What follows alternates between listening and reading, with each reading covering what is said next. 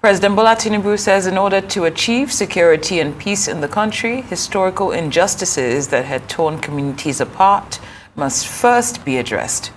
While speaking in Katsina, where he declared open the Northwest Peace and Security Summit, the president assured that his administration would not rest until banditry, terrorism, and other forms of insecurity are completely eliminated. He noted that Nigeria had already begun to witness a turning point in security as the strategies adopted by the security forces are beginning to yield results. Let's now turn to Arise analyst Dayo Sobowale to discuss the president's claim of historical injustices in relation to insecurity and how best could the government address them. Good afternoon, Mr. Sobowale. Thank you for being here. It's a pleasure being here. Of course. Now, when it comes to situations like this, what do you think the potential unintended consequences could be when it comes to reopening old wounds in the name of addressing historical injuries? Well, that headline is a misnomer. I've gone through the entire thing. There's nothing about historical differences or historical injustices. And let's get everything in context. The president was represented by his vice president. And it was his vice president who spoke. It was not the president. And as journalists, you know, he has his own speech writers too. The president of the republic is different from the vice president, even though he's representing the president. So let's get that context right. And then what Shetima, the vice president, said was these former other conflicts and so many other things, the banditry, kidnapping, have divided the former North. There was unity in the former North, but now that has turned the tide of unity.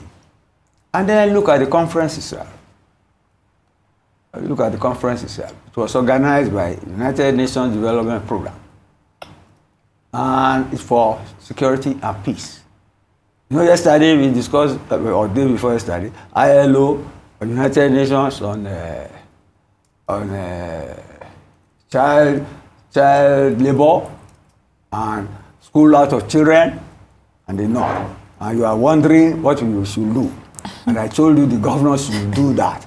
But you see, this is very interesting. I'm going to narrate it very well. You see, at that conference in Katsina, the former state too was there, in Katsina, the chairman of the Northern Governors Conference happens to be the chairman of the Governors Forum of the North. And right there and then, in spite of what Shetima said, that the armed forces are gaining grounds and that they need more information, surveillance, and more intelligence gathering machinery to fight the insurgents, the chairman of the Northern Governors Forum, the governor of Katsina, in his own speech, said that security is a federal matter, not the governor's matter. See that? And secondly, you see, the governor admitted that banditry and the other vices, kidnapping and all that, are coming to play because of lack of youth engagement and because each child in the North is denied the access to education. So you see the answer to your question. Those main issues were pointed out by ILO and United Nations. And this one too is a United Nations Development Program. What these international institutions are doing is to teach us on how to govern ourselves. Because they know if our instability and political problems stand out of control, it will affect the rest of the world. So first and foremost, I will commend the UNDP. But then, you see, I won't call the conference of the deaf, but I will illustrate what I want to say now. The Sultan of Sokoto was there. He told them, this conference, with the governors forum, they have had it about 4 or 5 times, and they should tell the truth to themselves. But the governor himself has admitted that lack of education, lack of access for the youth, for children, and lack of employment added. Who had those to solve those? I know it's not the governors. Was that not why we created states? So, to me, the United Nations, the international, they have tried enough for us. But we should not be the architect of our own misfortune. They are using knowledge, resources to put people together, to support their own concept of democracy, rule of law, and a better life for people. But when the people we elect don't play ball, then we are in trouble, you see, and the work stops on their table because they are elected executive governors. That is my own. And I side with all the Sultan said. They have had several engagements with the governors forum. But the situation has not changed. Yes. So it's a digression to talk of historical differences. If you talk of historical differences, I know the historical differences we can bring about. The vice president comes from the northeast. He knows where the shoe pinches with Boko Haram and the rest. But it was not in the northwest before. But the northwest is our food basket. And the UNDP representative said that Nigeria cannot claim to be the giant of Africa if security persists in the northwest. Let's leave it at that for now. Okay, I'd like to continue along this line of conversation along history and historical injustices. I'd just like to quote from the president's speech. I'm not talking along that line. I know. I would like to continue the conversation and get your input of this line of thought. So in the speech that was delivered by the vice president on behalf of the president, I quote, he speaks about beyond the economic rationale that drove the amalgamation of the northern and southern parts of Nigeria, the formation of our great nation was inspired by the need for mutual protection. I'm just going to stop right there because once we talk about the amalgamation of the north and the south, we are taking ourselves back to 1914. We're taking ourselves back to the days of Sir Lugard. We're taking ourselves back to the colonial creation of a Nigerian state. So if you look at some of the issues we're having, are you saying that you don't see any trajectory, any pattern, any historical link to what transpired in 1914 to some of the imbalance in development that we see now between northern and southern Nigeria? And you have no regard for our history.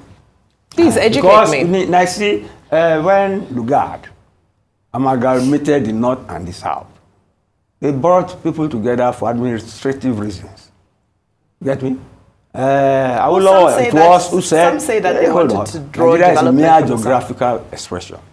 But then, see, don't let us blame amalgamation forever. It's in his speech. I'm just quoting his speech. I quote his speech, but I will address what you are quoting.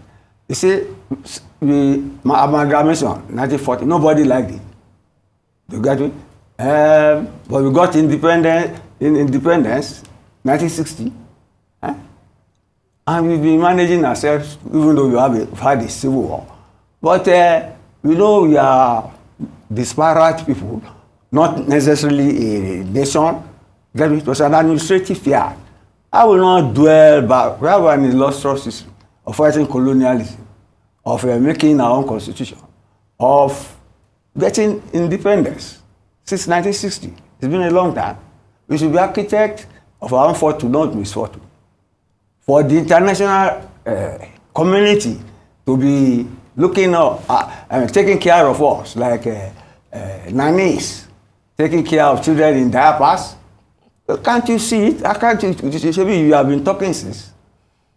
We talk about ILO, talking of child labor. We talk about, you see, everything is coming into a whole now. Even with all of that, why is it that there's such a huge disparity between development in the south and development in the north? You see, education, that's what we discussed yesterday. Yeah. Learn from what we discussed. That was precisely what we discussed here. And even some of my friends blamed me that I should not be saying that we're talking about the backwardness of the north and that the child labor underdevelopment. Well, that is it. And I even said yesterday that the irony of it is that the North has always been in power more than the South. Okay, just now, you see the Southern governors. I was amazed to see that. We used to have Southwest governor, Southeast, but this entire South, they are meeting now. I just saw it on television. Huh? So maybe we are getting back to basics. You get me? So for him to talk about history cannot blame history for anything. We have been products of history. We didn't invite colonialism. They used force to drive our people. They impose themselves. That's why we are dressed like this, and we are using this language. We have always discussed this issue. Oh, yes, we have. Yeah. Okay, Mr. Let's live with them. But our history, please don't bring in colonialism when we don't manage ourselves or lead ourselves well.